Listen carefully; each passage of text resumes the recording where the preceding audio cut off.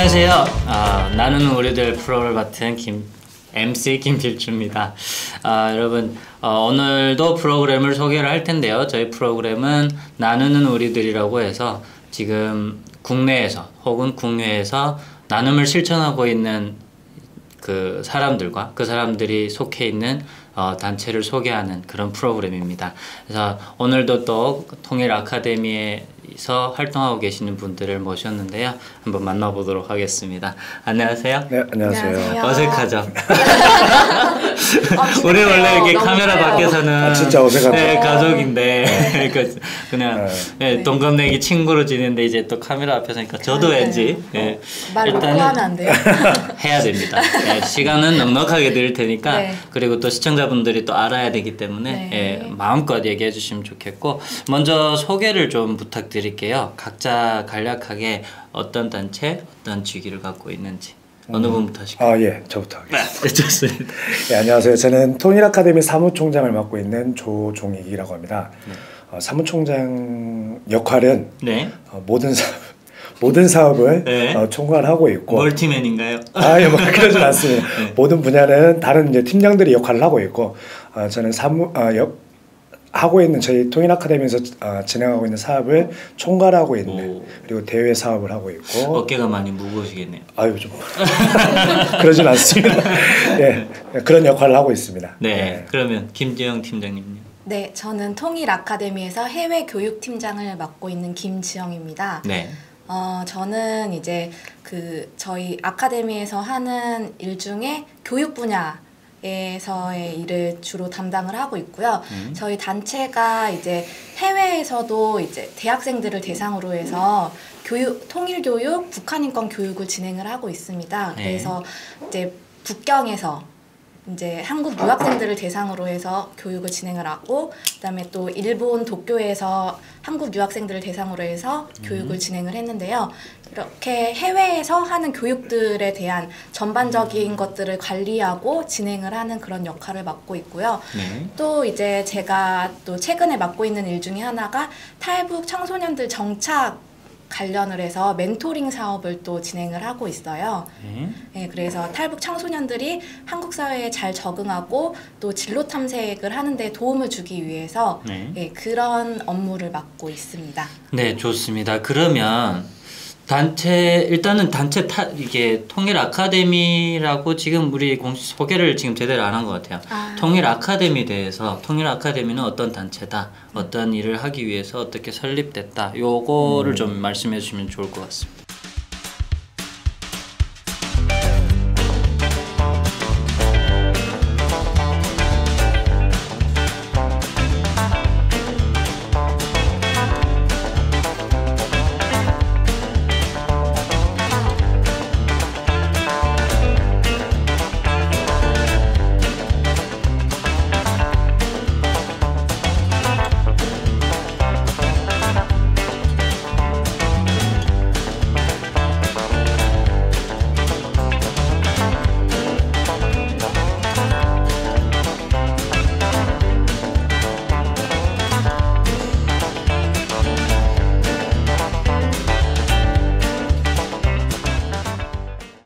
어떤 단체인가요? 적극적으로 먼저 하시죠. 통일 아카데미는 원래 열린 북한 방송이라는 단체가 전신이었어요. 근데 2004년도에 만들어진 열린 북한 방송이라는 단체였는데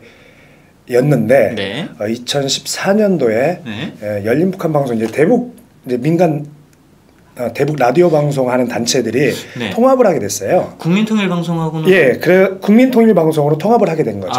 열린북한 방송, 자유조선 방송, 그다음에 데일리 NK가 통합을 하면서 국민통일방송으로 가면서, 그러면서 열린북한이라는 사단법인 단체가 있었는데 그 단체를 이름을 바꿔서 저희가 이제 통일 아카데미라는, 열린북한이라는 그러니까 대북 라디오 방송이라는 어떤 이미지가 좀 강했는데 저희들은 통일, 그다음에 아까 말씀하신 것처럼 북한 인권 문제, 그런 문제에 대한 어떤 교육 사업 위주, 그다음 민간 네트워크 어떤 사업 위주로 해서 한번 해보자라는 취지에서 통일 아카데미라는 이름으로 2014년도에 바꿔가지고 지금까지 활동을 해오고 있는 상황이죠. 그럼 이제 이제 단체명이 살짝 이렇게 좀 자극적이니까 북한 하게 뭔가 예, 그러니까, 아무래도 그러니까 부담스러우니까 이제 통일 아카데미를 좀 순환시킨 거예요. 예, 좀 교육사 위주로 좀 한번 해보자. 좀 그런 사업으로 해서 좀 아카데미라는 말을 좀 넣은 것 같아요. 시청자분들 잘 참고하셨으리라 믿고요. 그러면 단체 안에는 이제 저같이 탈북자들이 있나요? 통일 아카데미 안에 이제 임직원이나 혹은 활동하는 분들. 그러니까 상근자는 다 이제 한국 분들이시고요. 남한 출신의 분들이시고. 분들인데 저희가 이제 네트워크 교류하고 있는 단체 중에 탈북자분들이 활동하는 단체가 있어요. 그쵸? 국방연구회라고. 네, 그분들이랑 이제 긴밀하게 저희가 좀 사업을 국방연구회요? 북방. 예. 죄송합니다. 제가 귀가 북방연구회랑 이제 밀접하게 연관이 있고 이제 통일 아카데미에서 활동하고 있는 상근자 대부분들 같은 경우에는 이제 예전에 이제 학생 운동을 했던 사람들이에요. 학생 운동을 했던 사람들이 이제 그때 당시에는 약간은 좀 뭔가 좀 친북적인 어떤 활동을 했던 사람들이 이제 주사파는까지는 아니고 약간의 친북적인 그 언저리에 갔던 이런 사람들까지는 그런 사람들이 이제 북한의 어떤 아사 사태 이런 걸 보고 듣고 이러면서 바뀐 거죠 생각이. 그러면서 북한 인권 활동을 하게 됐고 그 사람들이 이제 주되게 이제 활동하는 사람들이 이제 그런 어떤 예전에 활동을 했던 사람들이 그렇죠. 그렇군요. 제가 지금 이제 얘기 듣다가 잠깐 생각이 난 건데 이제 국민통일방송 편을 보신 시청자분들 그 이제 댓글들을 저도 이제 계속 봅니다만은 오해 없으시길 바랍니다. 네, 이제 지금도 이제 얘기 나오는 중에 제가 좀 조심스러워서 그러는 거니까 저에게 잘 참고하시고 이제 구분해 주시길 바라겠습니다. 그러면 통일 아카데미는 지금 현재 법인인가요? 아니면 사단법인. 사단법인. 네. 비영리 단체하고 사단법인이 차이가 있나요? 다른가요? 그러니까 비영리 단체이면서 사단법인인 거죠. 그렇게 되는군요. 예, 알겠습니다. 그러면 두 분은 언제부터 이 활동을 하셨나요? 이번에는 김지영 팀장님 먼저 해주시죠. 저는 2015년 5월부터 했어요. 통일 아카데미에서? 네. 그러면 그 전에는? 그 전에는 그 한반도 선진화재단이라는 곳에서 이제 주로 홍보 업무를 담당하고 있었고 또 그 전에는 이제 그 청년 시사 잡지 바이트라는 곳에서 기자 일을 좀 했습니다. 여튼 북한과 통일 그다음에 뭐 북한 인권 등 관련해서 계속 쭉 해오신 거죠 활동을. 네, 그쪽에서. 그래서 이제 통일 아카데미는 14년, 15년부터? 15년. 15년부터 그렇게 활동해 오셨고. 그러면 우리 조종익 저는 별로 안 됐어요. 그래요? 사무총장님 맡으신 지 얼마 안 되셨구나. 저는 올해 6월 달부터 출근을 하게 됐고 그래서 지금 한 6개월 정도밖에 안 됐고 그 전에는 이제 데일리 NK라고 이제 북한 전문 인터넷 신문 데일리 NK에서 한 4년 5년 정도 좀 활동을 했고 그 전에는 또 한국에서 이제 북한 민주화라는 어떤 첫 슬로건을 내건 단체가 북한민주화 네트워크라는 단체가 있어요. 거기에서 한 6년 정도 활동을 했고 그 전에는 또 이렇게 자랑을 많이 하세요. 아니요, 충분히 하셨대요. 그 전에는 왜냐면 그래야 신뢰가 가니까. 그 전에는 또 탈북자 단체에서 한 2년 정도 좀 활동을 같이 이제 탈북자분들하고 같이 거기 이제 많은 분들이 좀 알고 계실 텐데 강철한 북한 전략센터라고 있습니다. 그 전에 이제 강철한 대표하고 안명철 씨라고 이제 정치범수에서 했던 NK 그분들이 같이 있었던 북한 민주화 운동본부라는 단체가 있었어요. 그 단체를 같이 만들고 거기에서 한 2년 정도 같이 활동을 좀 했었죠. 그러면 조정익 총장님도 또 이 북한이나 통일, 북한 인권 관련해서 쭉 활동을 해오셨네요. 예전부터 같이 그렇게 활동을 했었죠. 저도 대학생 때부터. 그러셨군요. 여튼 그래서 형님 이제 사적으로는 형님이시지만 사무총장님도 그렇고 지영 씨도 그렇고 늘 이제 형님 같고 친구 같고 막 이런 것 같습니다. 연관이 많이 있죠. 그렇죠. 너무 가까워서 사실은 이렇게 프로그램 진행하면서도 다 알고 있는 내용인데 내가 뭘 질문을 해야 될지 이런 생각을 계속하면서 이제 살짝 이제 왔다 갔다 하긴 합니다만은 그러면 저는 이제 요거는 이제 계속 물어보는 겁니다. 원래 이 활동 처음부터 했던 건 아니지 않습니까? 이제 하게 됐던 계기나 동기가 있을 것 같아요. 네, 제가 좀 말씀을 좀 드리면 아까 이제 말씀드렸던 것처럼 학생 운동을 저는 좀 했었어요. 학생 운동. 네, 뭐 골수 주사파 이런 건 아니었는데 네. 그 언저리에 좀 있었죠. 네. 그래서 약간의 어떤 친북적인 성향의 학생 운동을 하다가 네. 군대를 이제 갔다 왔는데 그때 이제 제대하고 나니까 이제 그때가 99년도였는데 제대하고 나니까 북한의 어떤 현실 상황이 이렇게 쭉 나오는 거예요. 한 200~300만 명 정도가 굶어 죽었다. 그렇죠. 대하사. 그러니까 그런 어떤 전쟁 시기가 아닌데 그런 사람들이 굶어 죽었다는 게 상당히 이해가 안 됐던 거고 이해가 안 됐죠. 실제 이제 그런 상황 자체가 이해가 안 됐었던 거고 약간은 저도 이제 실제 다른 친구들처럼 뭔가 어떤 취업하고 그냥 일상생활을 하고 싶다는 생각도 했었는데 약간의 어떤 학생운동 했던 어떤 그런 그런 것도 있고 그런 현실을 보면서 아 이거는 내가 해야 되겠다 이런 좀 생각이 좀 강했었어요. 소명의식이 생기는 거예요. 좀 그런 게 좀 있어서 정말 내가 예전에 약간의 어떤 잘못된 생각으로 인해서 북한 주민들이 굶어 죽을 수도 있겠다 이런 좀 생각이 있어서 그런 어떤 약간의 어떤 그런 생각 가지고 이 활동을 해야 되겠다 생각을 하고 졸업을 하고 이제 서울로 올라오게 된 거죠. 그럼 고향이 어디신데요? 저는 전주예요. 북도 전주. 그러면서 이제 올라와 가지고 북한 인권 관련, 북한 민주화 관련 활동을 그때부터 해서 지금까지 쭉 지금 활동을 좀 해오고 있는 거죠. 그러면 이제 그러면 그 군대 생활할 때도 군대 내에서 지금은 이제 안보 교육이다 해서 다양하게 알고 있는데 그때도 그랬나요? 이제 북한에 대한 정보를 그때는 약간은 믿지는 못했어요.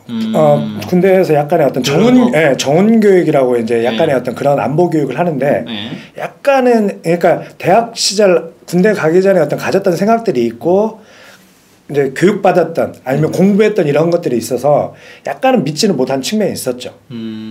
그러면 그러니까 군대 가기 전에 이제 알고 있던 북한과 그다음에 군대 내에서 이제 교육을 통해서 접했던 북한과 차이가 있었나요? 군대 가기 전에는 약간은 그러니까 한국 사회보다 북한 사회가 이상 사회다라고 생각을 했던 측면이 있었어요. 네. 그러니까 모든 사람들이 다 굶어 죽자고 그냥 평등하게 날아갔고 평등하게 나눠 쓰고 뭐 이런 사회여서 이런 사회라고 들었기 때문에 사회주의니까 그런 사회라고 들었고 그렇게 이제 선배들로부터 교육도 받고 제가 봤던 책들도 그런 그렇죠. 내용이었으니까 관련돼서 그래서 약간의 어떤 한국 사회보다는 이상 사회다라고 생각을 했던 거죠. 그래서 근데 이제 군대에 가서는 그런 사회가 아니라는 어떤 그렇죠. 그런 교육을 뭐 이제 안보 교육이라든 이런 하다 보니까 이제 그러는데 약간은 믿기가 쉽진 않았죠. 그렇죠. 저는 한국에 와서 4년 되도 그랬었으니까. 그러다 보니까 약간은 그러니까 군대에서 그런 게 있어요. 그러니까 감시 대상이라고 하는 건 아니고 약간은 그러니까 요주 인물이라고 해야 되나? 아니면은 그러니까 왜냐면 학생 운동을 하다가 이제 군대를 와가지고.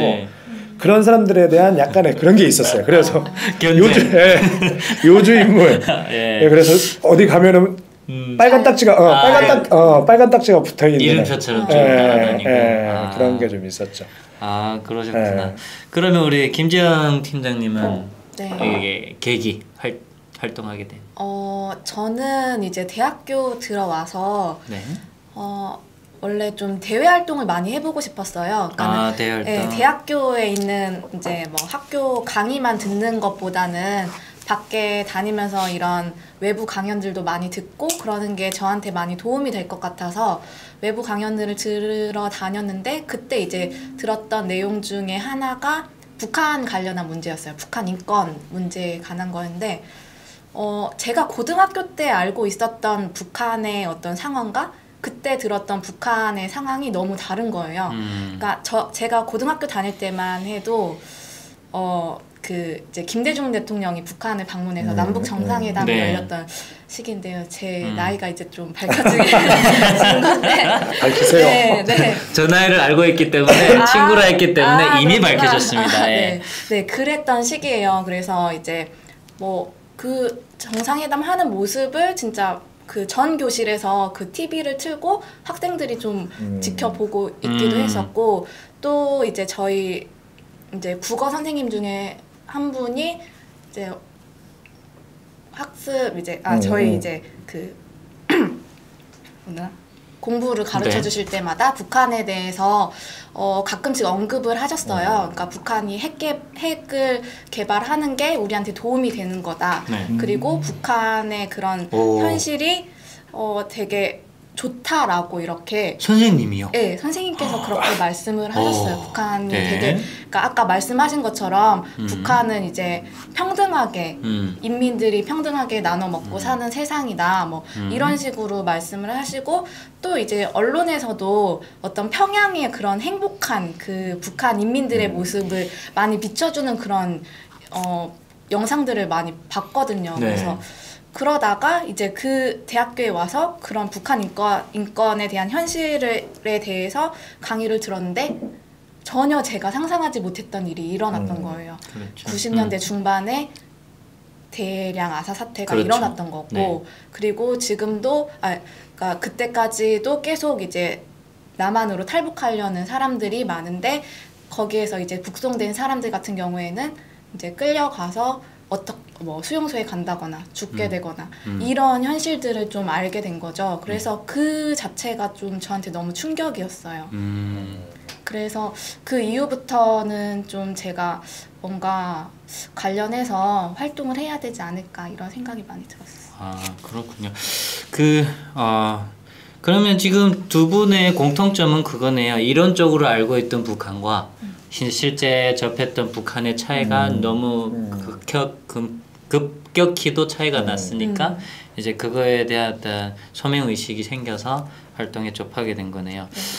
일단은 선생님 얘기가 나와서 근데 시청자분들 또 이렇게 그 선생님 나쁘네 이렇게 하지 마시고 그 이제 좀 이렇게 잘 해석해 보셨으면 좋겠습니다. 그때 시대적인 상황도 좀 고려해 주셨으면 그런 게 있었던 것 같아요. 그러니까 전교조 선생님들이라고 약간의 어떤, 그러니까 전교조라는 단체가 이제 1989년도인가 91년도인가 좀 만들어졌는데, 약간 89년도에 만들어졌는데, 그 전교조 선생님들이 약간의 어떤 성향 자체가 북한에 대해서 우호적으로 이렇게 좀 많이 하는 그런 선생님들이 좀 많았어요. 그래서 이제 아까 그런 그 선생님들 같은 경우도 약간의 어떤 보니까 그런 어떤 전교조 활동을 했던 선생님 같아요. 보니까 그런 선생님들이 조금 많이는 아니고 조금 계시죠. 네, 간혹 계셨을 거라고 생각을 합니다. 그래서 이 선생님을 이제 나쁘네 이러지 마시고 이런 분들도 그때 계셨다라는 거 좀 참고해 주셨으면 감사하겠습니다.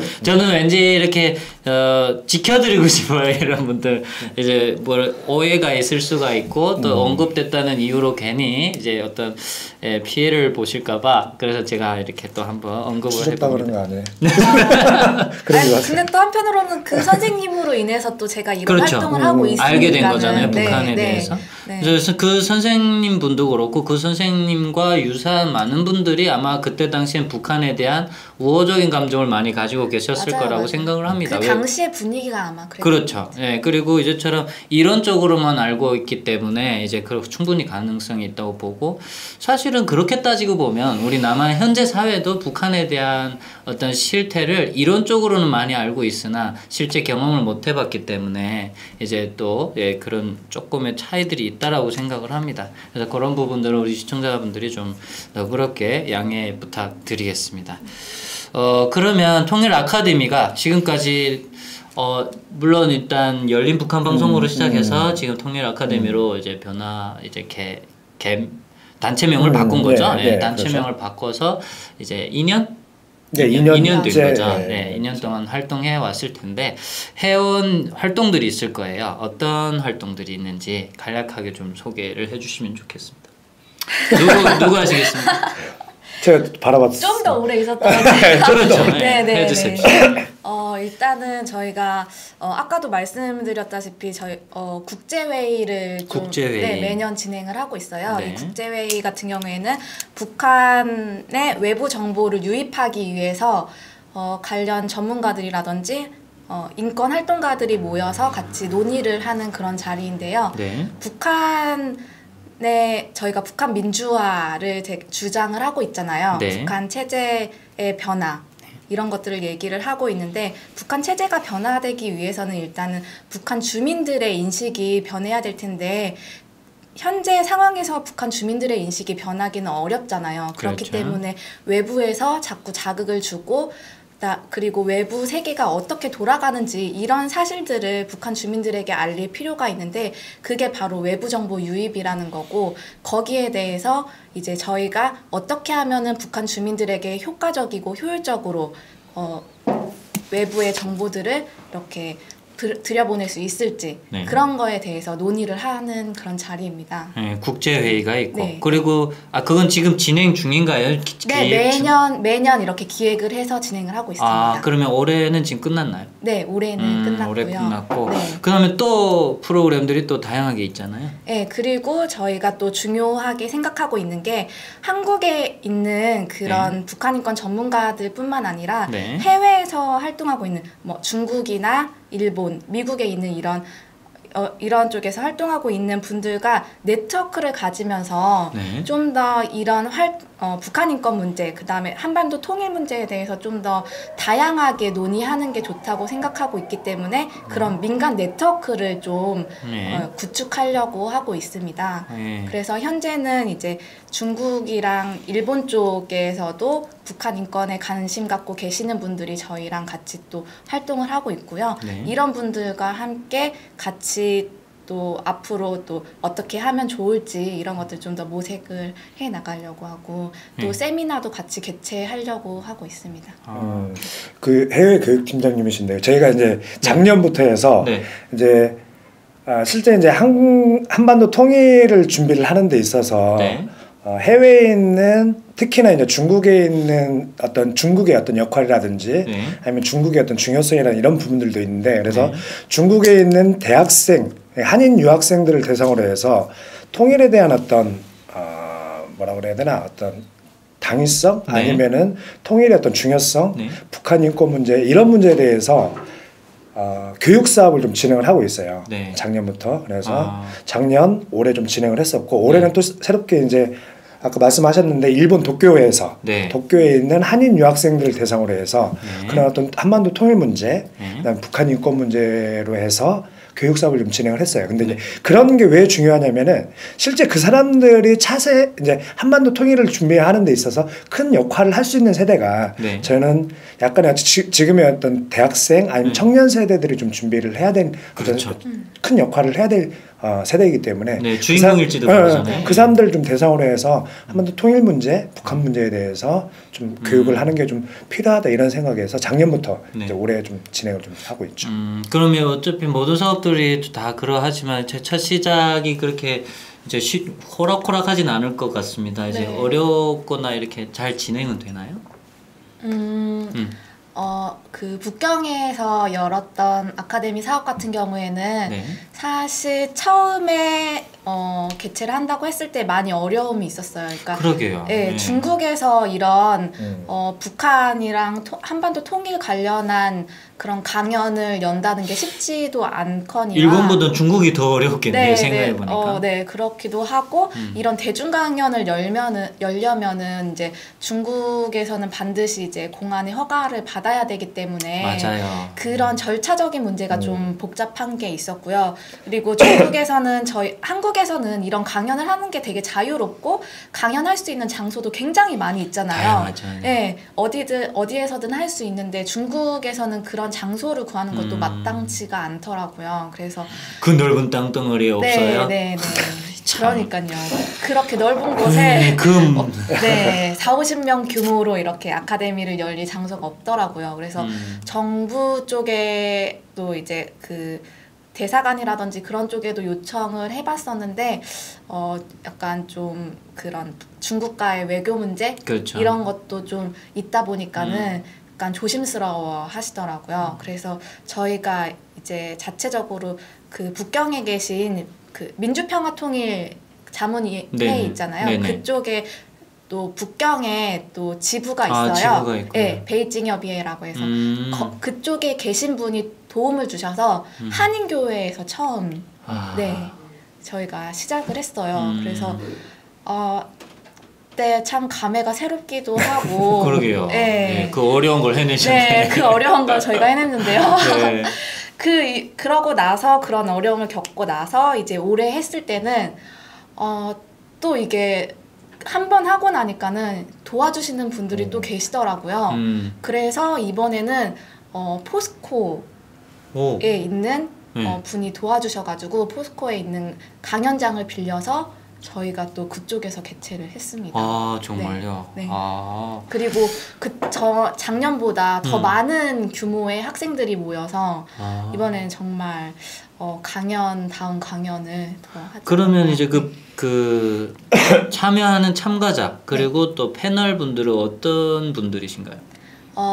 참가자는 북경에서 공부를 하고 있는 한인 학생들? 네, 한인 학생들과 그다음에 그 제중동포 분들 네, 그렇게 저희가 모집을 해서 그러면 네. 포스코라고 하면 우리 한국에 있는 포스코 말씀하시는 네, 한국에 거 맞죠? 있는 포스코가 이제 북경에도 또 있는 거예요? 네, 네. 그래서 그 중국에서 하고 네, 네, 네. 그러면 이제 패널 분들은 이제 현직에 뭐 현지에서 활동하시는 전문가분도 계시고요. 네. 저희 이제 그 통일 아카데미 교육위원분들이 계세요. 그분들 중에서 저희가 이제 몇 분께 부탁을 드려서 함께 네. 같이 가셔서 이제 강연을 해주시는 거죠. 네, 근데 해보니까 네. 학생들이 의외로 반응이 좋아요. 그러니까 이제 그런 거를 접할 수 있는 중국에서 접할 수 있는 기회가 아예 없으니까 네, 그런 거에 대해서 교육을 해주고 뭐 통일 문제라든지 북한 인권 문제에 대해서 얘기를 해준다는 것 자체에 대해서 상당히 만족도가 높더라고요. 네, 정말 열정적인 학생들이 한국에서 하는 것보다는 한국에서 하는 것보다도 네, 저도 살짝 여담입니다만은 사실은 이제 언론이나 이제 이렇게 그냥 어떤 소식을 통해서 보는 학생들의 인식과 내가 현장에서 만나는 학생들의 어떤 인식, 그러니까 그 인식이라는 게 북한이나 통일에 대한 인식이 그렇게 부정적이진 않다라는 생각을 많이 느끼거든요. 네. 근데 해외에서 공부하는 학생들도 그렇다고 하니까 많이 공감이 되네요. 그래서 좀 그런 부분들에 대해서 저희들이 이제 통일 아카데미가 네. 실제 이제 그런 해외에 있는 한인 유학생들 대상으로 해서 약간의 어떤 그런 교육 사업 이거를 약간 좀 더 좀 활성화시키면 참 좋겠네요. 필요하겠더라고요, 보니까. 그러니까요. 특히나 이제 국내 학생들 같은 경우는 그래도 이제 뉴스라든가 뭔가 이렇게 다양한 이렇게 콘텐츠들로 인해서 이제 접할 수는 있는데 해외에 이제 그렇죠. 나가 있게 되면 이제 좀 부족하죠. 그 참 좋네요. 저도 한번 참여시켜주세요. 같이 가실래요? 일단은 중국을 가는 걸 좀 조심해야 되긴 하지만 일본 쪽으로 한번 가시죠. 일본 좋습니다. 그래요. 네, 그러면 일단은 이제 지금 하는 얘기들 쭉 듣다 보니까 후원자분들 말이 좀 많이 나오는데 이제 연관된 분들이 전문가분들 그분들은 그러면 다양하신 거겠죠? 이제 뭐 직업이라고 해야 될까요? 아니면 지금 어떤 전문가들이신지 북한 인권만 전문이신지. 근데 이제 저희 이제 교육위원이라고 계시는 한 50여 분 정도가 계시는데 다양한 분야에서 활동하고 계시는 분들이 그냥 교수님들도 계시고 네. 뭐 일반 회사원들도 있고 아니면은 뭐 시민단체 활동가들도 계시고 뭐 하태경 의원님 네 의원님 아시죠? 네. 하태경 의원 그러나요?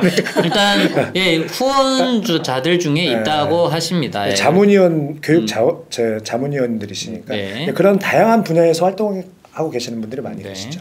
그러면 이분들은 이제 후원자 겸 이제 자문위원들이신 건가요? 아니면 후원은 또 다른 분들이 좀 해주시고. 그럼 후원자들은 따로 있나요? 그러면? 네. 후원자분들은 어느 정도 밝힐 수 있을까요? 네, 그러면 됐습니다. 넘어가도록 하고요. 영업상 비밀. 네, 좋습니다. 그러면 지금 통일 아카데미에 출근하는 상근자는 몇 명이고, 그리고 이제 회원 수는 몇 명 정도 됩니까?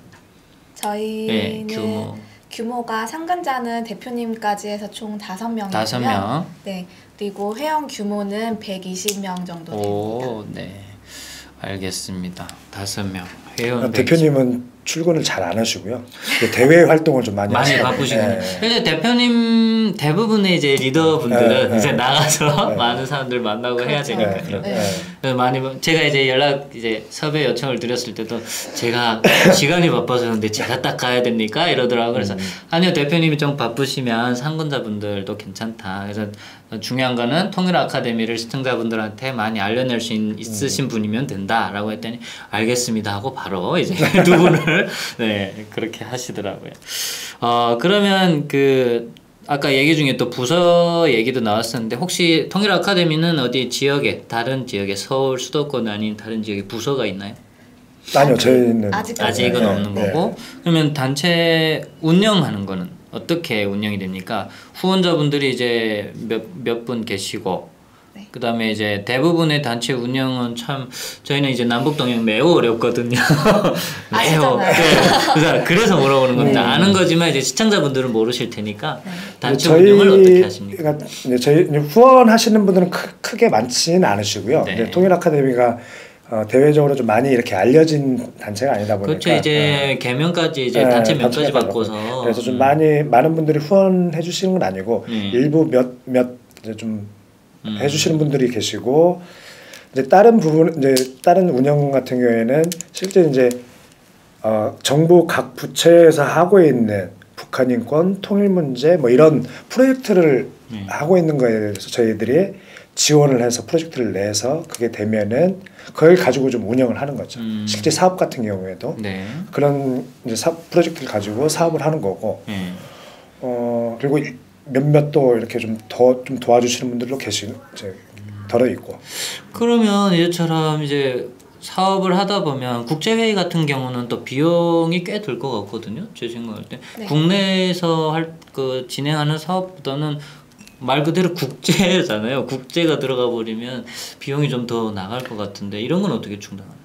그런 것도 이제 정부 부처에 이제 프로젝트를 내 가지고 심사해 가지고 돼 가지고 그런 활동을 하는 거죠. 실제 이제 그런 게 만약에 이제 안 된다고 하면은 실제 이제 예산상에 아까 말씀하셨던 것처럼 어떤 예산상의 어떤 어려움이 있기 때문에 실제 집행하기가 쉽지는 않죠. 그런 것들은. 그리고 이제 그 국제 회의뿐만 아니라 멘토멘티 프로그램도 지금 우리 하고 있잖아요. 저는 이제 참여하고 있는데 이런 프로그램들은 지영 팀장님이 기획하신 건가요, 아니면? 네, 이제 제가 기획하고 같이 논의를 해서 지금 진행을 하고 있죠. 그 제가 이제 참여하면서도 느끼는 거지만 이제 탈북 청소년들을 이렇게 일명 이제 공개적인 곳이잖아요. 이제 사업하는 거에 있어서 이제 부르기가 참 어려웠을 텐데 그런 것들은 또 어떻게 해결하셨는지. 그러니까 저도 이제 처음 해보는 사업이어서 사실 이 아이디어를 제공을 해준 거는 원래 이제 다른 분들이 계셨어요.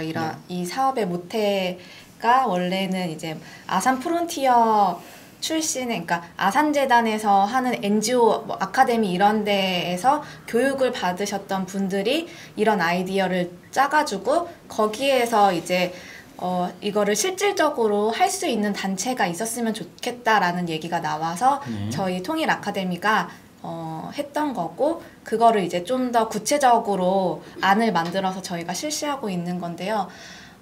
사실 그 탈북 청소년들이 어떤 교육에 있어서나 한국 사회에 적응하는 데 있어서 많이 좀 소외받을 수도 있을 거라는 그런 생각을 처음에는 했었는데 막상 사업을 진행을 하고 보니까는 아이들한테 혜택이 돌아가는 게 참 많더라고요. 그런 교육 프로그램에 있어서도 그렇고 자체 학교 내에서 진행하는 프로그램에 있어서도 굉장히 다양한 활동을 아이들이 할 수 있게 많이 지원이 되더라고요. 그래서 처음에 이제 대안학교 탈북 청소년 대안학교에 일일이 전화를 걸고 공문을 보내면서 좀 참여를 부탁드렸는데 사실 그게 좀 많이 힘들긴 했었어요. 왜냐면 공문 보내면 이제 바로바로 응해주진 않잖아요. 네, 바로 응해주지 않고 또 자체적으로 회의도 해야 되고 또 그 학교 자체로 또 진행하는 그런 프로그램이 있다 보니까는 또 정규 수업도 있고 하니까는 아이들을 보내기가 약간 선생님들도 고민이 되시는 거죠. 그렇죠. 네, 그래서 좀 그 모집을 하는 데 있어서 저희도 좀 어려움을 겪기는 했는데 또 주변에 저희가 아시는 뭐 교장 선생님이라든지 네. 아니면 그 복지관에서 일하시는 분들을 통해서 이렇게 또 아름아름 소개를 받았거든요. 네. 그래서 그런 분들 덕분에 또 탈북 청소년들이 많지는 않지만 소수의 탈북 청소년들이 또 모여서 그리고 또 이 탈북 청소년들을 멘토링 해주겠다라는 탈북 청년들이 또 네. 모여서 지금 운영을 하고 있습니다. 네, 그렇군요. 시청자 여러분, 제가 이제 조금 우왕좌왕하긴 했는데요. 이제 질문을 하다 보니까 이제 생각이 났어요. 이제 통일 아카데미에서 탈북 청소년들을 위한 멘토 멘티 프로그램이 있는데 그걸 이제 은근슬쩍 소개하고 싶어서 그래서 제가 질문을 드렸던 거고 거기에는 이제 탈북 청소년들을 섭외를 해서 제가 또 이제 같이 참여를 하고 있지만 탈북자인 제가 봐도 탈북 청소년들을 이렇게 어떤 프로그램에 참여시킨다는 것이 참 어렵습니다. 이제 다양한 문제들이 존재하지만 그 중에서 가장 첫 번째로 내세우는 것이 안전입니다. 그들의 신변 안전. 그래서 그런 것 때문에 많은 어려움을 겪었을 것 같은데 그거를 해내셨으니 제가 이제 한번 푹 찔러본 겁니다. 이제 이해해 주시고요. 그러면 이제 단체 프로그램까지 얘기를 쭉 나눠봤는데 그 프로그램들 중에서 또 언급하고 싶거나 혹시 강조하고 싶은 게 있을까요? 지금 그러면 정리를 할게요. 네. 프로그램들 중에 지금 멘토 멘티 프로그램, 네. 국제회의 그리고 또 뭐가 있습니까? 해외교육. 해외교육은 어떻게 이루어지나요? 아까 말씀드렸던 중국, 일본 거기서 통일이나 이제 네, 북한인권 관련해서 교육 사업을 진행하고 그리고 그 다음에 한국, 중국, 일본 네. 그 다음에 탈북자들 이렇게 해서 민간 네트워크를 구성하려고 하는 네. 그러니까 이제 저희들뿐만이 아니라 이제 한반도 통일을 준비하는 데 있어서 실제 한국의 역할뿐만이 아니라 일본이라든지 저희 둘러싸고 있는 특히나 중국 네. 어떤 이 역할들 자체가 상당히 중요하잖아요. 네. 그래서 그런 어떤 그 국가에서 활동하고 있는 민간 차원의 어떤 뭐 단체라든지 연구자라든지 네. 뭐 이런 사람들과의 어떤 네트워크를 구성해서 뭔가 거기에서 생산적인 어떤 한반도 통일을 준비하는데 생산적인 어떤 이런 부분들을 구축해보자 이런 차원에서 민간 네트워크를 좀 구축하는 사업을 좀 진행을 하고 있습니다. 그래서 지금 그러면 말씀하신 멘토 멘티 프로그램, 국제회의, 해외교육 네. 여기에 이제 크게는 이렇게 진행이 되는 거군요. 네. 네. 잘 알겠습니다. 그러면 이제 프로그램 중에 멘토 멘티 프로그램 그거는 그러면 김지영 팀장님이 구성하셨잖아요. 기획하셨는데 지금 제가 알기로는 지금 탈북 대학생들이 멘토 역할을 하고 있거든요. 네. 남한 분들도 없었던 거예요? 네, 그러니까 저희가 처음에 기획했던 기획 초기부터 네. 이제 탈북 청년들 먼저 이제 한국에 먼저 온 탈북 청년들이 있잖아요. 그러니까 그들이 거의 한 10년 정도 한국에서 살면서 느꼈던 것들, 한국에 정착하면서 느꼈던 어려움들이라든지 그걸 극복해가는 과정들 그리고 자기만의 어떤 노하우들 있잖아요. 네. 자기의 어떤 직업을 찾거나 꿈을 찾아가는 데 있어서 이런 것들에 대해서 탈북 청년들이 청소년을 네. 좀 청소년한테 알려주면은 그게 더 효과적이지 않을까라는 생각을 했어요. 네. 그래서 한국 대학생들이 그 탈북 청소년들을 멘토링하는 프로그램은 굉장히 많잖아요. 그렇죠. 근데 네. 한편으로는 그게 어떤 한국 청소년들이 한국 대학생을 만나는 것도 좋지만 탈북 청년들이 이제 멘토링을 하면은 더 뭔가 느낄 수 있는 거, 서로 공감할 수 있는 게 많지 않을까 해서 네, 탈북 청소년을 멘토링하는 프로그램으로 저희가 기획을 했습니다. 그러면 초반에는 이제 죄송합니다. 남한 출신의 대학생들도 같이 할 계획이었었나요? 아니요, 그렇지는 않았어요. 아예 애초에 네, 그냥 애초부터 이렇게 네. 하셨군요. 네. 사실 처음에 이제 저도 이제 그 프로그램을 소개받았을 때 좀 신선하다, 새롭다라는 생각을 하긴 했어요. 근데 저 자체도 아이고 나도 적응해가는 입장인데 누구를 멘토를 하냐 이랬었는데. 그런 취지를 이제 듣고 나서 저도 우리가 줄 수 있는 것도 꽤 있겠다라는 생각을 했었거든요. 네. 그러니까 네. 다 다들 그런 말씀을 하세요. 멘토분들이. 네. 사실 나도 아직까지 맞아요. 뭐 뚜렷하게 성공했다고 볼 수도 없고 하는데 좀 애들한테 내가 과연 뭘 줄 수 있는 게 있을까 막 이렇게 말씀하시는데 사실 어느 누구나 마찬가지라고 생각을 해요. 한국 사람도 자기 꿈을 찾아가는 그런 다 가정에 있잖아요. 그렇죠. 그리고 또 탈북하신 분들도 또 나름의 어떤 그런 과정들을 다 겪고 있는 거고 어느 누구나 사람이라면은 딱 어디가 끝났다고 얘기할 수 없는 위치에 있으니까는 근데 그 길을 걸어오면서 자기가 느꼈던 게 아마 탈북 청년분들이 또 더 많지 않았을까 그런 생각을 했던 거기 때문에 네 제가 적극적으로 좀 도와달라고 말씀을 드렸던 거죠. 네. 그러면 이제 멘티들은 이제처럼 이제 학교들만에 연락을 하셔서 직접 그렇게 섭외를 했고 멘토들 역시 그렇게 섭외를 한 거죠? 네, 멘토분들 같은 경우에는 또 저희 주변에서 알고 있는 그런 탈북 청년분들이 또 많다 보니까는 그분들께 부탁을 드렸죠. 지금 멘티보다 멘토가 많은 거 맞죠? 네, 많아요. 네, 멘토 수가 탈북 청소년을 좀 더 기다리고 있습니다. 시청자분들 중에서도 탈북 청소년도 알고 있으면 이런 프로그램이 있다는 거 소개 좀 부탁드리겠습니다. 그러면 이제 이런 프로그램을 기획하다 보면 그리고 또 이렇게 진행을 하다 보면 에피소드들이 꽤 있을 것 같아요. 제가 모르는 저는 이제 제 멘티하고 같이 있다 보면 제 둘만의 에피소드는 있을 수 있는데 어떤가요? 전체적으로 에피소드 재밌는 뭐 일이라든가 뭐 굳이 재밌지 않더라도 나름 기억나는 어떤 그러니까 에피소드라고 할 거는 아직까지 좀 딱히 없는데 사실 저는 이제 제가 직접 탈북 청년분들을 만나면서 뭐라고 해야 되지? 되게 마음이 따뜻해지는 그런 느낌을 많이 받고 있어요. 조금 구체적으로. 그러니까 이런 얘기를 제가 저희가 이런 멘토링 프로그램을 진행을 하려고 하는데 혹시 같이 해주실 수 있나요? 이렇게 질문을 했을 때 그분들 반응이 개인적으로 많이 바쁘시겠지만은 저도 그동안 이런 거 해오고 싶었어요. 네, 이런 게 꼭 필요하다고 생각했어요. 하고 말씀하시는 분들도 많이 계셨거든요. 그래요? 네, 좋은 취지라고 생각하고 그리고 또 본인이 또 겪었던 그런 어려웠던 얘기들이 있잖아요. 그러니까 한국에 막 정착했을 때 당했던 어떤 그런 서러움이라든지 어떤 차별이라든지 이런 부분들을 얘기하시면서 그래도 한국에 고마운 분들이 계셨기 때문에 그래도 제가 지금 이렇게 살고 있습니다. 이렇게 또 말씀을 하시거든요. 그래서 그런 부분들에 대해서 탈북 청소년들한테 좀 자기도 그런 사람이 되고 싶다라고 하시는 데 있어서 제가 또 많이 배우게 되는 것 같아요. 저는 에피소드 생각났는데 뭐요? 주원이 내그룹 그게 에피소드지 뭐예요. 그 얘기 한번 해주세요.